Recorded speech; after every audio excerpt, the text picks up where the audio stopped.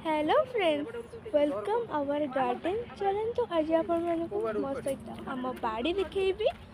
प्रथम मु स्टार्ट करी बैगण गचर। देखु बैगण फूल आसे भी स्टार्ट हो गला।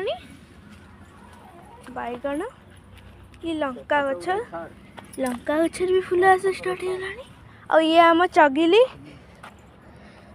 देखु। ये चगिली ये हेले मो मम्मी ये मम्मी देखु। ये आमर उलकोबी गछ देखु। उलकोबी है। ये मो डांगू केते बड़ बड़ उलकोबी है। ये हूँ मो मामा देखु। से धनिया पत्र आनी देखु।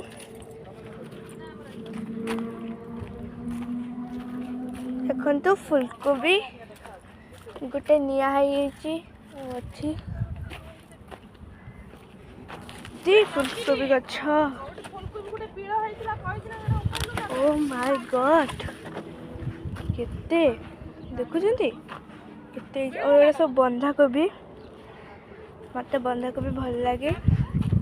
मु रोल भी निए मो मम्मा मत रोल बनी दिए। आउटा हूँ पियाज लगाई साई पियाज और बंगाली पियाज देखु। आउ देखु आज आपण मन सहित शेयर करछि आम धनिया पत्र गछ देखु केते क्यूट है ना। ये मो मम्मा धनिया पत्र नेला देखो धनिया पत्र गुड़ाक मु गोटे उपाड़ी